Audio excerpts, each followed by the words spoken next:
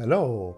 Today I'm comparing the DJI Mic Mini Receiver and the DJI Pro Receiver for iPhone filmmaking. I won't talk about the spec.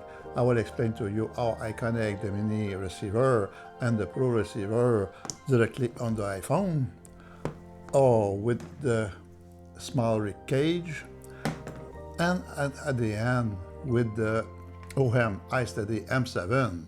A quick note, the DJI Mini Receiver works with the DJI Mic 2, the DJI Mic Mini, and the Mic 3. So if you upgrade later, you're still good. Before we compare the receiver, I will show you how it's my setup. So very often I have the iPhone. I can put a VND filter on it.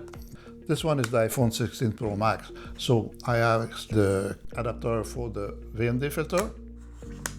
This will help me to control the light when I'm recording my video. Most of the time I work with the Blackmagic camera app to have a good result, and I shoot in ProRes 422 in Apple Log or Apple Log 2 if I shoot with my iPhone 17 Pro Max. Now I will show you my setup with the SmallRig cage. I have my iPhone. I have a special case for it that works with the SmallRig cage. Put it in it, okay, just like it. I install the adapter for the VND filter, the VND filter. When you try to connect the mini receiver with the cage, it won't work because the cage is too thick. So I have a small extension that I can plug in it. I will start the Blackmagic camera app. Now I will connect the mini receiver with the iPhone. The iPhone is already set up with the Bluetooth to connect on it. It connects on the TX1. I go in the setting in the Blackmagic camera app just to confirm that I have the right microphone. I go in audio source, and you can see that we have wireless mic RX. Go in camera. If you see that the microphone is too hot, okay, the sound is too strong, you can control it from here. Just put it a bit lower. Usually I put it at around 80%, 85%. If I want to put the handle on it, it won't fit because it's in the way of the handle. I have the small adapter here. I will unplug it on the top. Go up, and then I plug the mini receiver. Now you see the TX1. Just go in the application. See the audio source is still wireless mic RX. Hello, hello, hello, hello. Okay, I set it again at 85%. Don't put it too close of your mouth because it's gonna have a distortion. Now I can connect my handle on it on both sides, and we have a very good setup now. It's not in the way of my hand. I can use it. It's working very well, stable.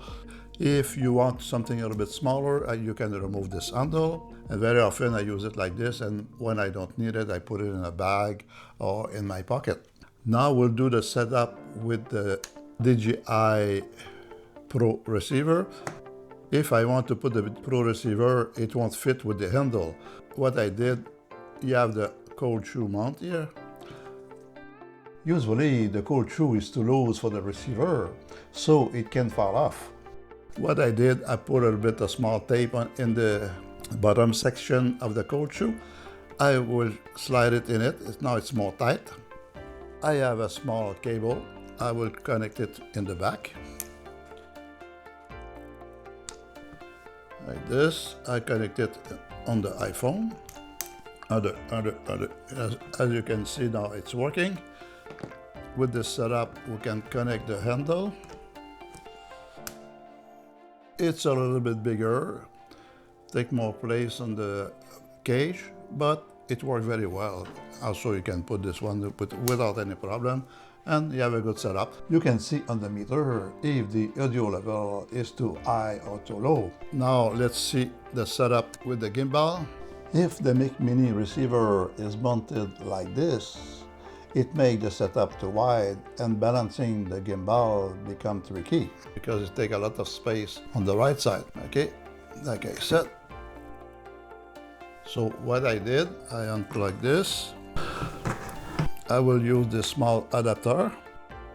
I will plug it toward the bottom of the iPhone. I will plug the mini receiver like this. Now you can see the blue light like it is connected. Okay. Now I can set up the iPhone on the gimbal. As you can see, it doesn't take much space, so it's going to be easy to balance.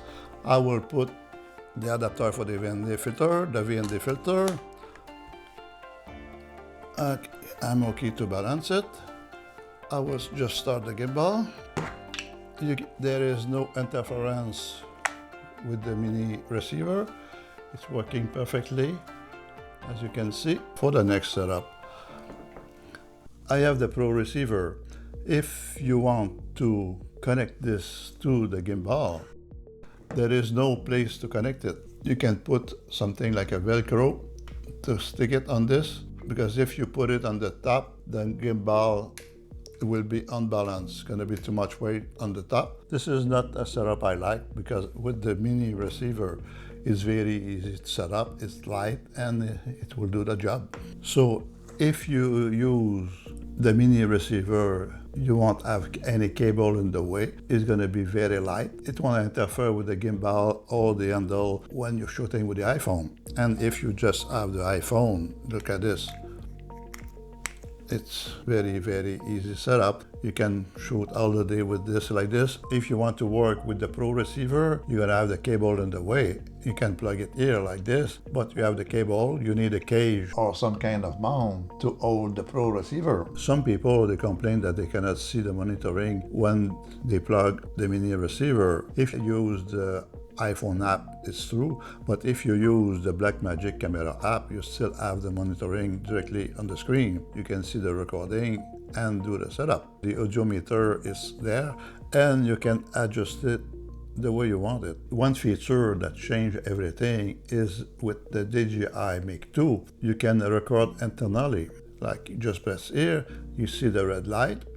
This means that the DJI Mic 2 records internally in 32-bit float. It's like a RAW in video. If the audio is too loud and distorted in the recording, like on the iPhone, with the 32-bit on the DJI Mic 2, you can recover it in the editing because it's a good backup and it's almost impossible to ruin. So for me, not having a monitoring with the Mic Mini Receiver, it's not a big deal, because you have the monitoring on the iPhone with the Blackmagic camera app. And also on the top here, you have a USB port where you can charge your iPhone. And if you have a USB headphone, you can use it to monitor with this. But it's not very practical, because can you see a gimbal with a cable connected to your ear? I never use it. Another thing I like with this mini receiver is that it takes power from the iPhone. So this means that you have one device less to charge. So which one is the best? The mini receiver or the professional DJI receiver? So if you shoot with mini camera, the Pro Receiver with a bigger rig can make sense, but this video is for iPhone filmmaker or gimbal user. The winner for me is the DJI Mini Receiver. It's not about looking professional, it's about something light, easy to install, to set up, no messy cable, and to have better result with a minimalist setup. Now tell me in the comment, do you prefer the mini setup or the Pro Rig mount? And if this video helped you, don't forget to subscribe. See you in my next video. Bye!